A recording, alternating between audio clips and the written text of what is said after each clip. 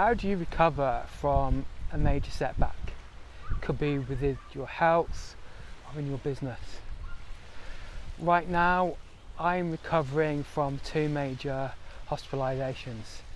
I have the rare autoimmune condition Addison's disease, which is my body doesn't produce cortisol, the body's stress producing hormone.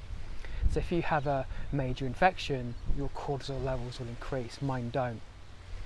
I describe it as a Qantas plane taking off from Sydney all the way to London, but only having enough fuel for an hour, so making it to Brisbane. That's what life with Addison's disease is like. I have to take replacement cortisol, look after my health, then in the event of a major infection or illness, it just takes a long time to recover. So about 6 weeks ago, I was in hospital, rushed there, my blood pressure dropped just below 80, my pulse was going down to 36. I was really sick, in hospital for about 4 or 5 days. A week later, I was rushed back in because I had a major infection. At one stage they thought I had sepsis, but thankfully with intravenous antibiotics and just rapid and acute healthcare, I'm gradually recovering. But it's actually been a big dent to my health. I'm usually at the gym like 4 or 5 times a week. I go for long walks, maybe a run, and I just don't have the strength right now. And this experience reminded me of almost like 20 years ago. So 20 years ago, I was in 2 induced comas, had a tracheotomy, I had septic shock, collapsed lungs, all after I had a procedure to try and remove blockage in my liver, which went wrong. And it took me a good 3 months to get my strength back. And with this recent experience, what's been hard is like my strength level just isn't there. I saw my GP yesterday, said it's just going to take time. So going for short walks, slow walks is the best I can do right now. I'd love to be bouncing back, but I think that's one of the key learnings from my experience is things take time. But there are things within your control with any setback. What can you do differently? Accepting the situation and adapting. So for me right now, it's healthy eating, getting plenty of vitamin D, staying hydrated, going for walks, and then gradually allowing my body to recover. And that's something I didn't do so much of in the past, especially as working in a higher stressful environment, and I used to put work first, in and out of hospital. I'm close to having probably 80 hospital admissions over the last almost 20 years. Now, 2 things happened to me just before Christmas. Again, I had a major infection. I moved to hospital with Addison's disease, but my blood pressure kept dropping to dangerously low levels to the extent that the nurses called the ICU team, the rapid response team, to help intercept and intervene before I was possibly on the pathway of being in intensive care. So I've had several brushes and experiences with death, and I know many of you have your own health challenges and health experiences, but it's always your own journey. But one thing about recovery and bouncing back, as I've learned, is acceptance. Acceptance of the situation. Now, about 25, 26 years ago, I was on a training course and worked for a company in the UK. And part of that training course was about giving feedback after a performance review. And I've always remembered an acronym, and it's SARA. And they were talking about different stages of giving bad feedback. And the first was shock, anger, resistance, acceptance. You know, you give somebody bad news, they're not performing very well. First thing is they're shocked, and then they might get angry. Then they'll start to resist, and then finally they'll accept the situation and maybe start improving. When I was diagnosed with Addison's disease almost 20 years ago, it was a shock. I'd had major surgery, I'd recovered from 2 comas, a tracheotomy, but the first thing I did was accept the situation.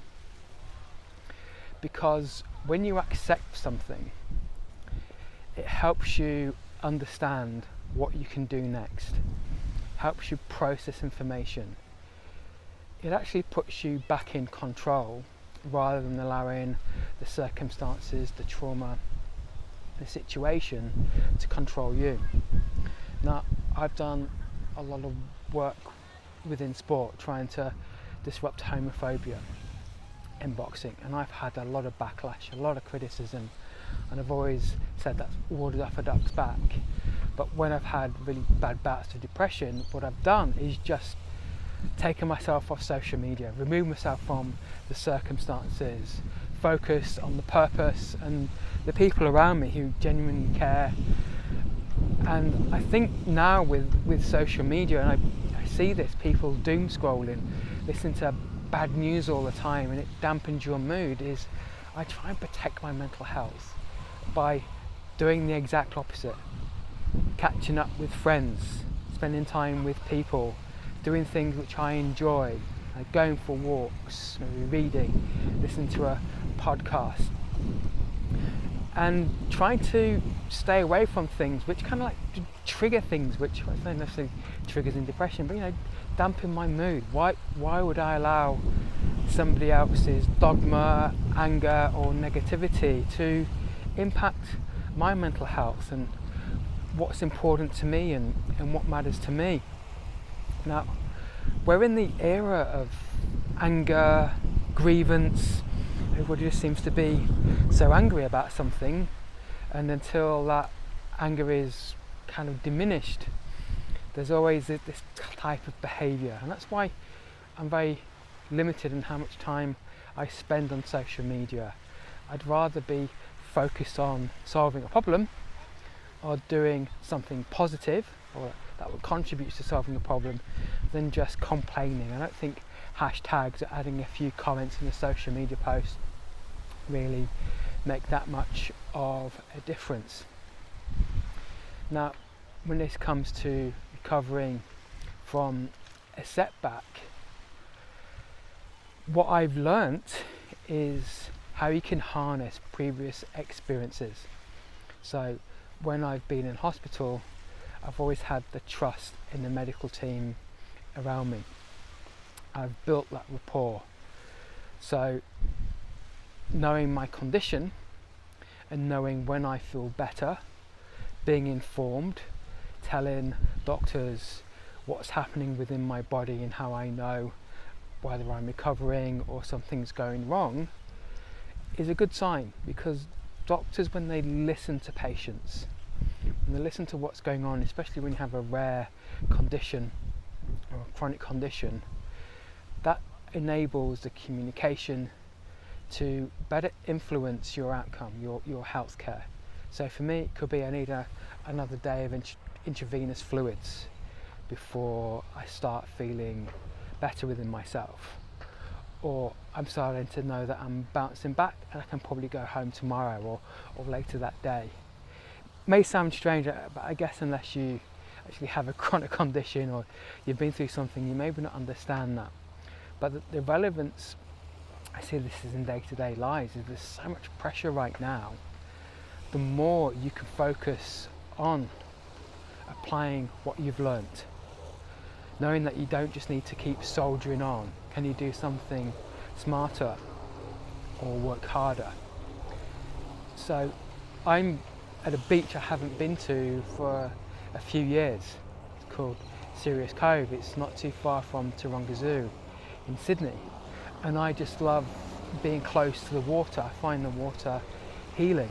You might be able to hear the waves or the water in the background, but just watching that and just seeing people, it's a quiet afternoon, people are taking their dogs for a walk and dogs are playing on the sand. You just see the positivity of humanity and all of that energy. People are relaxing and enjoying themselves, maybe taking a break from the stresses of the world or stresses of what's happening in the afternoon or within their business. And why that's a key learning for me is once I can remove myself from that situation, the stresses, I can actually think what's actually going on, where can I make an impact, Where can I solve a problem? Where can I add value to something? Where does my expertise help customers solve pain points? So if somebody speaks about courage and resilience, all of my experiences of surviving comas, getting back to full strength, how I've been able to highlight issues that affect my community, working with people who are genuine, building relationships with leaders, with world governing bodies in sport, how you can find an obstacle but channel your energy into overcoming an obstacle, how you can deliver great outcomes.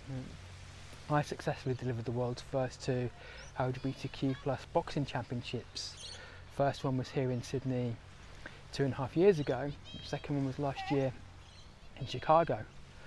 But I've done that through partnerships, through the rapport, through the purpose of ending hatred in sport and giving people an opportunity to participate and meet so many wondrous people throughout the world. And continuing that journey, as I've written my book and I'm starting to write other books, do other things. But it's the wisdom from the setbacks. And I liken this to when you go for a job interview. The classic question is, tell me a time when. You know, situation, there was a problem.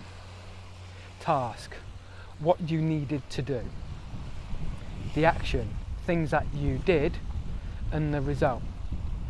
You know, what did you achieve? What was the outcome? Now, I like using that analogy as like you're the star of your own story. So storytelling is the world's most impactful form of human communication. But the stories that we tell ourselves and the story that you project to the world. So we're going to come back to social media. I've been following somebody on YouTube, just their videos randomly came up on my feed, and I watched a few and go back after about 6 months, and this person, all they do is complain. They're a victim of something. Somebody sent them an email or commented on one of their videos and they just get triggered by it. So all this person does is, I probably have an important message, but it's always, this person did this, how dare they? And for me, that defeats the purpose of what they're trying to do, which was to educate people and advocate for a community. But what you tend to see with the message that I've certainly getting from this individual is the exact opposite, how they're a victim and not wanting to listen to other people so much or educate people, which they say was their purpose. Now, when I've seen other people who have shared a very similar message, it's been the exact opposite. Being able to simply explain who they are, what they stand for, what they want to achieve. Being able to break barriers by simply answering questions that people may have. And through that, and you see the difference in the comments that they have on social media, the support. Hey, thank you for explaining that. I understand this now, or you really helped me in this situation. And I think I'm going to really try and round this off, is I think that's how you recover from setbacks. It becomes part of your purpose, it becomes part of your story, it becomes part of your leadership message, and that's things people get to understand about you. So I'm known as a courage champion. People say I'm very resilient, and it's all the things that I've been through, but people know I bounce back and I get to my usual strength and do things in the way that makes an impact. Work I've been doing in boxing with the World Gay Boxing Championships.